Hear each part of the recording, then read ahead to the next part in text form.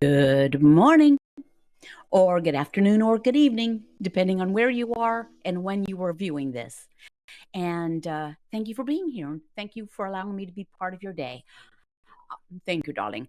I'm Casey Durango of Go Keto with Casey, where I talk about how I lost 97.4 pounds after starting the ketogenic protocol, how you may be able to lose weight, improve your health, and regain control of your life like I did. It's a wonderful thing. Um, and if someone can let me know that you can see and hear me, I would appreciate it. And if you care to share, if you can let me know where you are. Most people do, but I'm hearing from more and more people further and further away. Estonia. There are a bunch of people in Europe, in Australia, New Zealand, a couple in South America, South Africa. But it, and some of the times I hear from people who are further away, they find it difficult. That the low carb or ketogenic protocol is frowned upon heavily, even more so than here. So anyway, if you can let me know, that'd be great. Oh, yes, can see and hear you. Thank you, Scott, you fine, fine gentleman. Okay, today's topic, as the thumbnail suggests, and I couldn't write everything that I was going to write in the thumbnail because, only have so much space.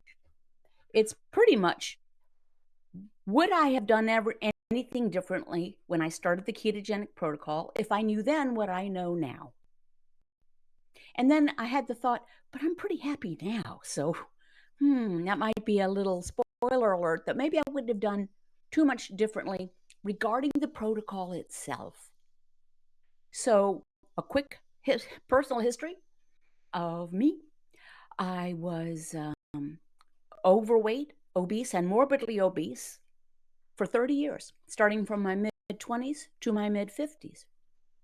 I tried all the things like most of us have done to lose weight and to not be so fat. And I made stabs at them. I'm going to show a little slide here before I forget it, if you don't mind, um, to prove that I really did try. I'm going to share it. So this is the only thing I managed to get right in this situation was that I chose the right color for my size 3X bathing suit. This was taken during the summer of the triathlons. I won't show all the other photographs. If you want to see more, you can go to my blog, caseydurango.com, and see some more before photographs.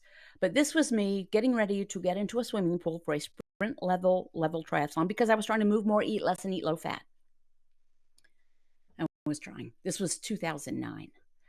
So I had tried. I was morbidly obese, but I didn't want to take insulin for type 2 diabetes. That was the point at which, and I didn't want to feel the way I felt anymore, physically, mentally, and emotionally, which I call mentally. So I Googled how to not take insulin for type 2 diabetes, and I came across instructions to say keep your carbs 20 grams or fewer a day. Total carbs, not net carbs. And net carbs just means more carbs. And don't eat if you're not hungry. And stop eating when you've had enough. And that was pretty simple. And I knew low carb worked for me from years ago. I just didn't stick with it. So it brings me to the topic for today. For one thing, why was it different on January 8th, 2014? I've been doing this for 11 and a half years. Why was it different that day, sitting right here at this kitchen breakfast bar, than it was the 1,000 times I had tried before? Maybe my motivation was different. It became about my health, both my physical and mental health, emotional health. I won't say mental health, my emotional health, rather than cosmetics. I don't know the answer to the question, but I embarked on it. And I will be honest to say that this time, not all the previous attempts at laying off the carbs, which would last, I think the longest streak I had was 6 weeks, but most of it was like 5 days. Start on Monday, to heck with it by Friday evening. So what would I have done differently starting January 8th, 2014, if I knew then what I know now. Good morning, Kimberly.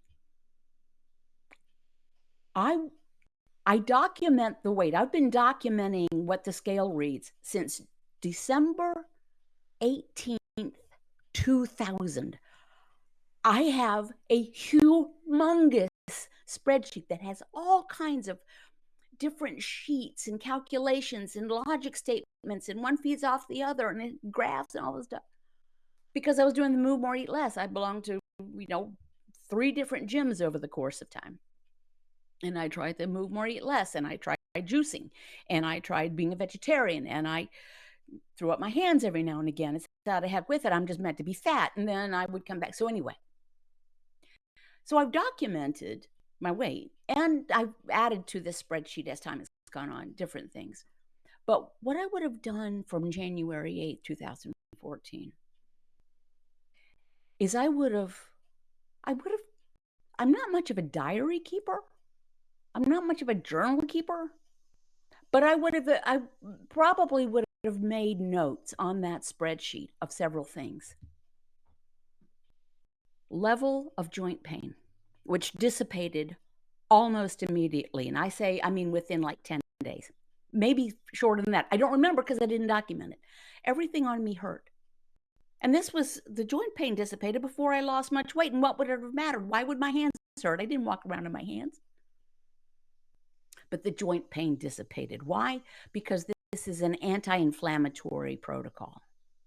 It helps reduce internal inflammation. I would have noted that. I would have noted the day, and I remember having the thought, but I don't remember what the day was. Wow, this is different. This is different. Now, one reason it was different is because I did stick with it that time. Why? Because I didn't want to take insulin for type 2 diabetes. My blood sugar was getting higher and higher. My blood pressure was getting higher and higher, and I was getting fatter and fatter. None of which felt good. I would have early on recorded my blood sugar readings. I knew they were high, but I didn't have the mechanisms in place to test blood sugar. I did get kind of quickly, because I knew from previous low carb attempts, about using keto sticks, urine reagent strips to check for acetoacetate, which is the urine byproduct of burning fat for fuel. So I knew that from when I did Atkins, did the induction period. By the way, ketogenic protocol, as I practiced it, is essentially the induction period of Atkins. That's it.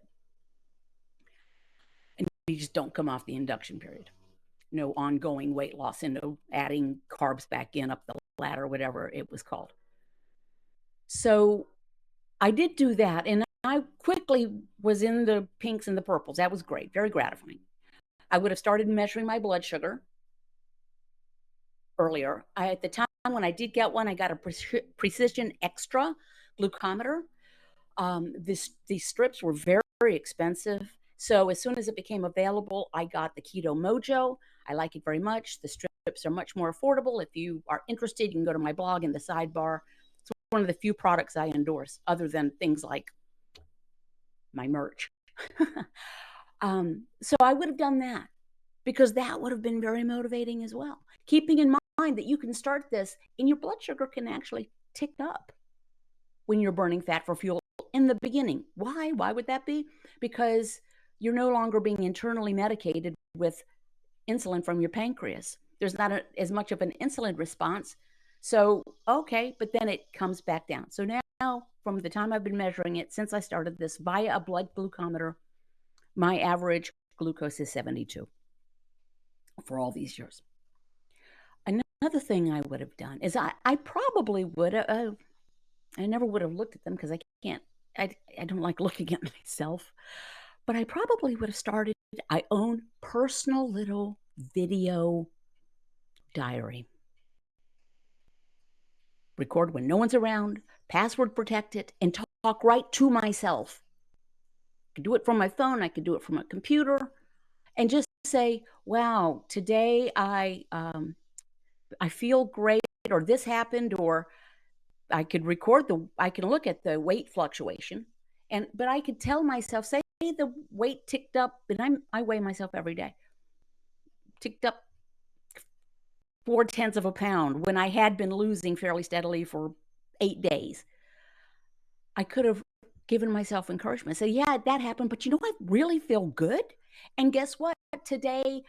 Yesterday, I did not feel like taking a nap at 3 o'clock in the afternoon. I would have done that. I would have talked to myself. Nothing about, ooh, I would have followed this recipe or I would have glommed onto this influencer. By the way, influencers weren't around when I started this. I was listening to medical lectures from about 3 people. So I didn't have to deal with all that. I didn't have to deal with the highly commercialized YouTube channels and Facebook groups. And they are commercialized, make no doubt. Yesterday, I discovered something. I didn't go looking for it. I'm actually appalled at how a so-called professional can be so cynically commercializing what should be a health protocol. I'm disgusted, actually. It actually going to spur me on to keep on and do this because I've been talking to my husband. I said, I'm not sure I really need to keep on doing this. I don't say anything differently. It's the same stuff. Some people are bored with it, and some people are whales in the ocean. They're huge, and some people are giant fish in a small lake. I am a guppy in the Pacific Ocean. But if people want what that person is offering or selling, then they don't want me. But maybe there are people who don't want that. They just want to know what to do. And what you do is you lay off the carbs and you lay off the excuses and you ask for help when you need it. Ask it from your loved ones. Ask it from a support group. Ask it from, have a keto buddy. Make videos to yourself and remind yourself where you were when you started. Another thing that I would like to have known, I would have documented photographically the changes. I didn't do that. You've seen some of these where it's every week, and then there's an app where you can take a string of photographs and they morph. They look like they're moving. I would have done that for sure. I never would have looked at the photographs because I don't like doing that. I couldn't look at the photograph that I showed you at the triathlon.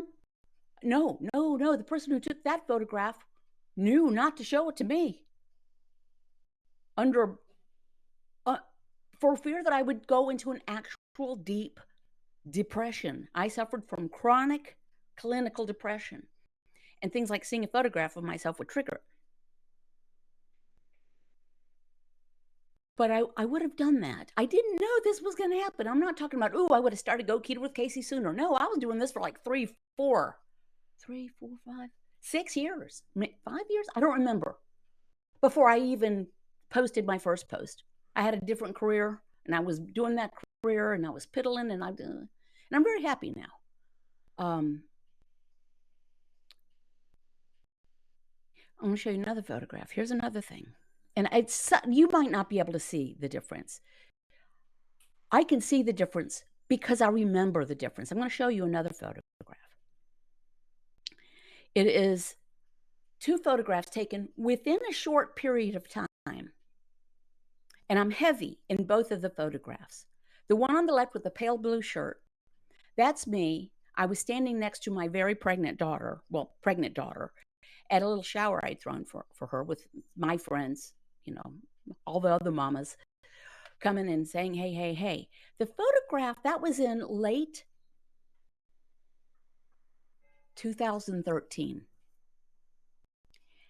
The photograph on the right with the purple sweater, and there you can see there's a little, looks like a baby doll sitting on my lap. That is the daughter, the grandchild that was in my daughter's belly a few months earlier. This was in March of 2000 or April. It was Easter. Now, I'm smiling in both. But I was really happy. My smile is different than the one in the purple because this was different. So I don't know how much weight I'd lost. between January and Easter. I could go back and look. But it was enough for me to know, wow. And I'm not deprived, and I enjoy the food, and I'm more alert, and I feel like I'm in control. For years I had felt like I had no power over my own body. I had ceded the power to bad food recommendations and to my own love of the food that many of us love. And it can be, if you have a sweet tooth or a salt tooth, or sometimes you can get sweet and salty together. This was different. I do wish I had kept better track of my mood. The weight almost became irrelevant. Not irrelevant. It's really great to lose. Um, I would have maybe recorded the first time someone said that it looked to them like I'd lost weight and how that felt. So the food is straightforward. It's not, oh, I would have eaten more of this or less of that. I followed the protocol. I kept my carbs 20 grams or fewer. Now I average probably about 10 carbs a day, some days fewer. And how do I do that? Because I eat less. Why do I eat less? Because I'm older and smaller, and I'm not, my body composition has changed. I'm in the process of working towards replacing some of the flab with some muscle, although you don't really replace it. But anyway, so I default towards fatty sources of protein, which is what it is. Eat fatty sources of protein, limited amounts of non-starchy vegetables, and limited amounts of full-fat dairy, but you don't have to eat the dairy or the vegetables. So if I'm going to eat very little, I'm going to make sure I get in a fatty source of protein. What does that mean? A chicken thigh with the skin. That's it. Sometimes that'll be what I eat. A chicken thigh cooked in the air fryer, which is back there. I highly recommend it, with the skin. Would I have done anything differently? Not protocol-wise, because it worked, and I'm happy. So you don't have to buy anything to be 100% successful to this, and you certainly don't have to shell out $4,000 for some cockamamie something or other. I'm disgusted. Anyway, I will sell you a green book. Now, see, if I had had this, I might have done this. I came up with this because it's Go Keto with Casey's 12-month record book. It's a journal of change. And it's got things like quotes and mood trackers and doodling pages and habit trackers and goal setting and, some profound quotes like from Confucius and FDR and the Grinch, no, Dr. Seuss. And then there's, you only live once. But if you do it right, once is enough. Wink, wink. That's from the philosopher Mae West. And they're coloring pages. So jot something down, make a video blog.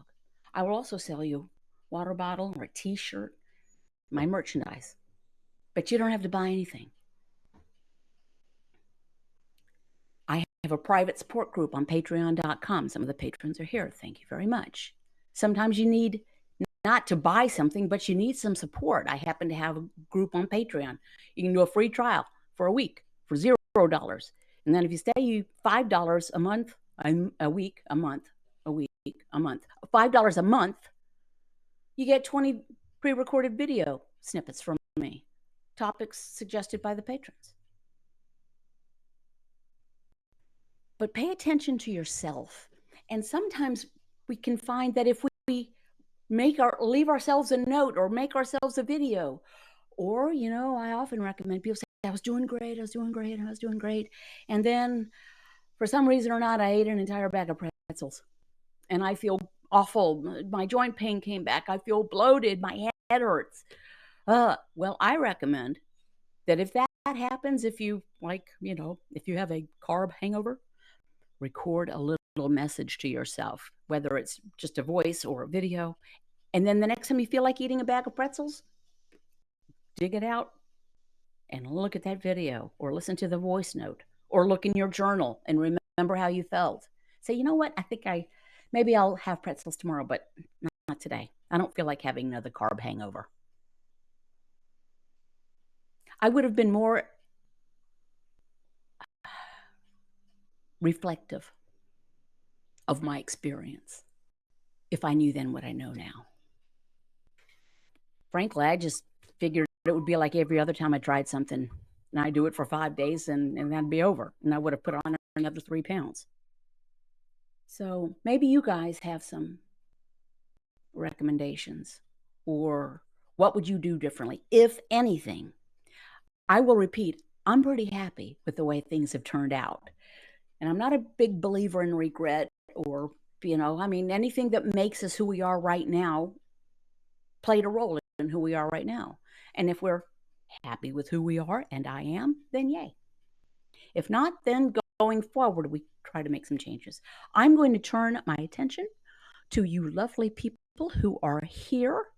Hello, Karen. Karen, can we ask, how is your husband? Good morning, writes Kimberly, and Mother Hubbard writes, very helpful topic. As always, Casey, thank you. Okay, and I'm gonna put this comment because I can share these on screen, which I really, really like. Kimberly writes, truth never gets old. Keep speaking it, Casey. Thank you. I will. I don't get discouraged. I'm not in this to make a lot of money. That's not the point. I don't need a whole bunch of, I have tens and tens of followers. And that's okay with me. I have a really good life and I enjoy myself, and I'm doing, I rarely get out of my house, but that's just because I'm very happy in here. Although I guess if you travel to South America twice a year, that counts as getting out of the house.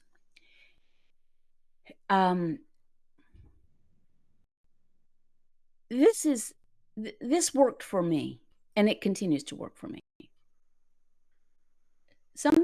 There are many paths that can lead to the same destination.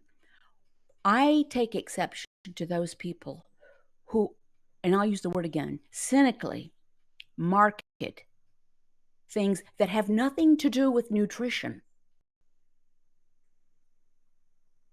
to people who are looking for help.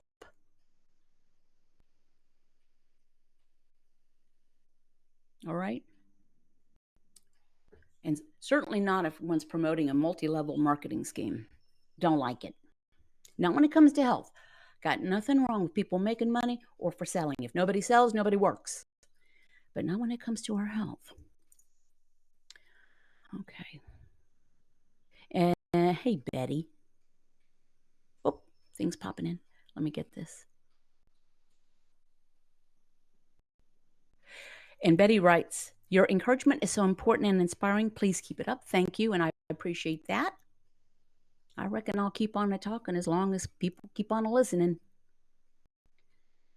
And Kimberly writes, I'm finding that my success is directly linked to my emotional well-being. I have to be protective in taking time for myself each day. When I don't prioritize this time, I feel like it. I feel it. Excuse me. Butcher that last bit. Isn't that true? And many of us, particularly if we're empathic people, if we are, you don't have to be a crazy, doormat and people walking all over you. No, if you're a nice person, very often you want to make sure the people around you are happy and healthy and at peace. Sometimes we do that at our own expense. Doesn't mean we need to be narcissists and not care what's going on with other people. But we're people too. I've often talking, people would describe themselves as a people pleaser, and I'm all for that. I like being pleased by a people pleaser. But people pleasers are people too. And there's nothing wrong with pleasing yourself every now and again. So it is true. And that might take the form of many of us have forms of, excuse me, my screen is jumping around. Bear with me, please.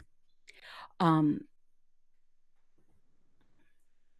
it could be an actual meditation with the gear and the stuff. It could be yoga. It could be praying a rosary. I have a little altar that means a lot to me that I've kind of built with lights and things, and just looking at it sometimes helps. I tend towards anxiety. I've worked on it a lot. And let's face it, these are anxiety inducing times for many of us. So I work on it, breathing deeply, recognizing, as the Serenity Prayer says, those things which I can control and those which I cannot. I'm breathing deeply right now. But taking them, you don't have to go to a spa for a week to be taking time for yourself. You can take time for yourself by going to a park and sitting in a bench and looking at the birds, or walking your dog, or petting your cat, or weeding in your garden. I like weeding. It's very methodical. So, good point, Kimberly. Yeah. Because what can happen is, because it's almost a truism now, although it's not really true. We use food to comfort ourselves. We use food to cope. Well, no, we use food to not cope. And the comfort may last for 8 seconds while that slice of cake is going down your gullet. But then it's not comfort, it's torture. Not physical torture, mental torture. Okay, Karen. Okay, Karen shares, my husband is about the same. Thanks for asking. I personally have lots of emotions going up. Fortunately, food is not drawing me. Sitting outside on my porch helps the most. For those of you who aren't aware, our friend Karen, her husband is in home hospice, if I'm getting that correct, Karen. And when last week we were coming, she's seems so even keeled. She shared that she worked in hospice for 20 years. So doing the Lord's work, no doubt. Okay, we'll keep a good thought for you, Karen. There are so many different ways to shape doing this protocol, how it works for us as individuals. Some people are very regimented. Some people are, I'm not going to worry about it. I don't weigh myself. I go by how my clothes fit. Some people, I have a really good scale that I use because some things I do measure. OXO food scale. By the way, if you're interested in some of my favorite things, from my soda stream to the OXO scale to the air fryer to my Tibetan singing bowl, if you go to my blog and look under my faves, you can see those things. You will not see any supplements or pills or things like that.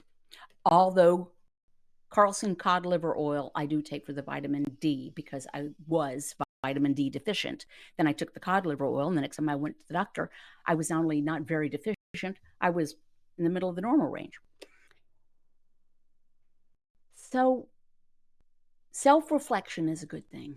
Self-absorption, maybe not so much. Comparing ourselves to other people, maybe not such a good thing. Being inspired by other people, yes. Please be careful to whom you listen. Take 5 seconds and ask if that information that you're getting makes sense, and the things you're being sold, if they're going to help you at all. And what is the person's motivation? And some people have perfectly good motivations. They're just ill-informed. They hear one thing and then they broadcast it. Like, you have to eat fat to lose fat. No, that is not correct. This is where people got on the fat bomb bandwagon. Oh, you got to eat a lot of fat. No, it's not what you put in your mouth. It's what you don't put in your mouth. It's not the presence of the fat. It's the absence of the carbs. At least for me, y'all. In my opinion, Your Honor. Okay. I appreciate you allowing me to be part of your day. And do what works for you. I will continue to do what works for me. And better late than never. If there are things you would have done differently when you very first started, you can start doing those things now, whatever that looks like. We are all kind of, we want to be in charge of our destiny as much as possible. Some things absolutely out of our control. Some things are within our control. We just have to kind of face it and and and do those things that work for us best. Those things within our control that work for us best. And eschew the things that do not work. Thank you very much. It's actually not raining here today, so that's a good thing. And Jack is doing well for those of you. I changed my venue for a couple of reasons, but Jack is doing okay. He's an old dog, so he has a couple of issues. But we all just hang out together, getting older. Thanks, guys. Be sweet. Just don't eat sweets.